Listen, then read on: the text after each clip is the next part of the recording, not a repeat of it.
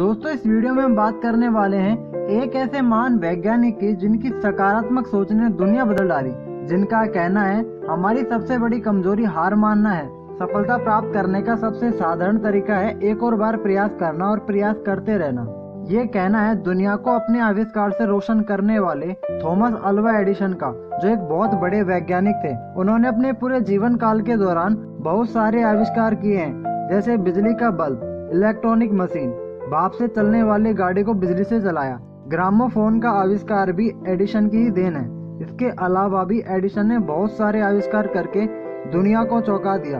उन्होंने अपने जीवन काल में 1093 आविष्कार करके एक विश्व रिकॉर्ड बनाया और पूरी दुनिया के सामने अपनी प्रतिभा का लोहा मनवाया और बाकी लोगों के लिए एक मिसाल पेश की। थॉमस अल्वा एडिसन के महान जीवन से हर किसी को प्रेरणा लेने की जरूरत है। तो आइए जानते हैं थॉमस अल्वा एडिसन के जीवन के बारे में।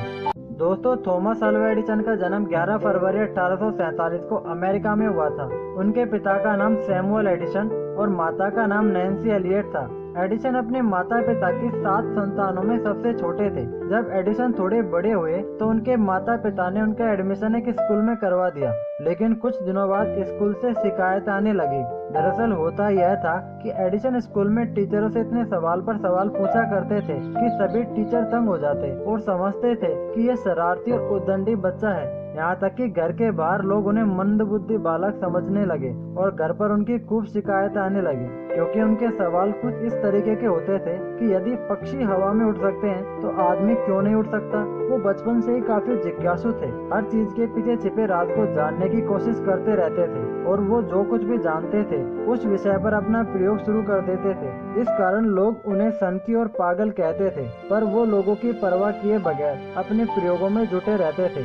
और एक बार तो उनकी एक सोच ने लोगों को इतना हैरान कर दिया कि लोगों को वास्तव में लगने लगा कि वो पागल है और सनकी भी, और अपने पागलपन में कुछ भी कर सकते हैं। दरअसल हुआ यूँ था कि उन्होंने लोगों के मुंह से सुना हुआ था कि पक्षी कीड़े मकोड़े खाते हैं, इसीलिए वो हवा में उड़ते हैं। तब उन्होंने इसका प्रयोग करना चाहा और जिज्ञासावश इसका सत्य जानने के लिए वे सुबह सुबह एक पार्क में चले गए और वहाँ से ढेरों कीड़े मकोड़े पकड़कर एक जार में बंद करके ले आए और उसका घोल बना लिया और उस घोल को अपने दोस्त को पिला दिया, यह जानने के लिए कि दोस्त पक्षी की तरह हवा में उड़ता है या नहीं। पर इसका नतीजा उल्टा निकला और दोस्त हवा में तो उड़ा नहीं, बल्कि उसकी हालत खराब हो गई और तबीयत बिगड़ गई। इस बात पर उस दिन एडिसन की खूब पिटाई हुई और उस पर पाबंदी भी लगा दी गई। फिर एक दिन की बात है कि जब वह स्कूल से घर आए और अपनी माँ को कागज देते हुए कहा कि यह स्कूल टीचर ने दिया है, और जब माँ ने वो कागज देखा तो वह एक चिट्ठी थी जिसे पढ़कर माँ की आंखों में आंसू आ गए। तो एडिसन ने अपनी माँ से पूछा, इसमें क्या लिखा है? आंसू पोंछकर माँ ने कहा, इसमें लिखा है कि आपका बेटा बहुत होशियार है और किसी जीनियस से कम नहीं है, लेकिन हमारा स्कूल लो लेवल का है और टीचर भी बहुत ट्रेड नहीं है, इसीलिए हम इसे नहीं पढ़ा सकते। इसे अब आप स्वयं शिक्षा दें। जिस समय एडिसन की आयु 9 वर्ष की थी तब उनकी माँ ने उन्हें प्रारंभिक विज्ञान की एक पुस्तक दी, जिसमें बताया गया था कि रसायन विज्ञान के प्रयोगों को घर पर कैसे करें। और फिर एडिसन ने 10 वर्ष की उम्र में ही अपनी पहली प्रयोगशाला घर पर ही बना ली। परंतु कुछ दिनों के बाद उनकी माँ ने किसी बात से नाराज होकर उनका सारा सामान बाहर फेंक दिया। इसके बाद अपनी नई प्रयोगशाला खोलने के लिए उनको पैसों की सख्त जरूरत थी, इसीलिए एडिसन ने रेल यात्रियों को टिकट और अखबार बेचना शुरू कर दिया और अब एडिसन ने रेलगाड़ी के खाली डिब्बे में अपनी प्रयोगशाला भी बना ली थी। लेकिन जब वो 12 साल के थे तो एक प्रयोग करते समय उनके रसायन नीचे गिर गए और उनकी रासायनिक प्रतिक्रिया के परिणाम स्वरूप ट्रेन के उस डिब्बे में आग लग गई। फिर आग तो बुझाती गई, लेकिन वहाँ के सुरक्षा कर्मी ने क्रोधित होकर एडिसन के कान पर जोरदार तमाचा जड़ दिया और उसे गाड़ी से भी उतार दिया। उस एक तमाचे के कारण एडिसन को ऊंचा सुनाई देने लगा और धीरे धीरे उनकी सुनने की क्षमता गायब हो गई। लेकिन एडिसन इस बात से दुखी होने के बजाय खुश हुए और जन्म हुआ उनकी सकारात्मक सोच का, क्योंकि एडिसन को लगा कि अब से उन्हें बेकार की बातें सुनाई नहीं देंगी और वो अपने काम पर ज्यादा फोकस कर पाएंगे। दोस्तों, मात्र 15 वर्ष की उम्र में थॉमस एडिसन स्वयं अपने समाचार पत्रों की छपाई और प्रकाशन करने लगे।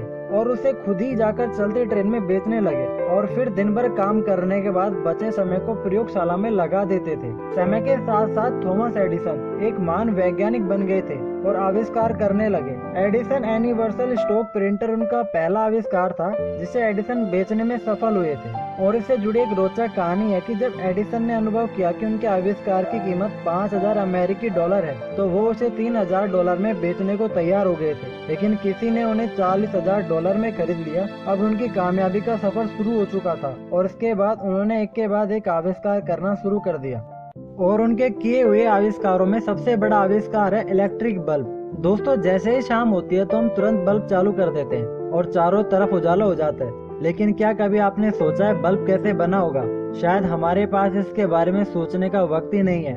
लेकिन दोस्तों, बिजली का बल्ब बनाने में थॉमस अल्वा एडिसन ने 10,000 बार से भी ज्यादा सफलता प्राप्त की है, लेकिन वो निराश नहीं हुए क्योंकि वो कहते थे कि हम बिजली को इतना सस्ता बना देंगे कि केवल अमीर लोग ही मोमबत्तियां जलाएंगे। और अपनी कड़ी मेहनत और संघर्ष के दम पर लगभग 32 वर्ष की उम्र में उन्होंने बल्ब का आविष्कार किया और 21 अक्टूबर सन 1879 को पहला बल्ब दिन भर जलता रहा और दूर दूर से हजारों लोगों की भीड़ इसे देखने आने लगी, क्योंकि लोगों के लिए किसी चमत्कार से कम नहीं था। और जब एडिसन से पूछा गया कि आप 10,000 बार से भी अधिक बार असफल होने के बावजूद कैसे काम करते रहे, तो उन्होंने कहा कि मैं असफल नहीं हुआ, मैंने 10,000 ऐसे तरीके ढूंढ निकाले जो काम नहीं आते और जो गलत रास्ते हैं। उनके सकारात्मक विचार ने मानव जाति के लिए एक मिसाल कायम कर दिया कि जब तक कोई परिणाम ना मिले आगे बढ़ो और तब तक आगे बढ़ो जब तक जीत हासिल ना कर लो।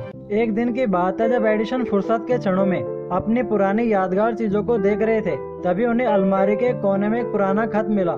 दोस्तों, ये वही खत था जो उनके बचपन में उनके टीचर ने उन्हें दिया था और उनकी माँ ने उस खत को पढ़कर बताया था कि टीचर ने लिखा है वो बहुत होशियार है और जीनियस है। और ये कहकर उनकी माँ की आंखों में आंसू आ गए थे।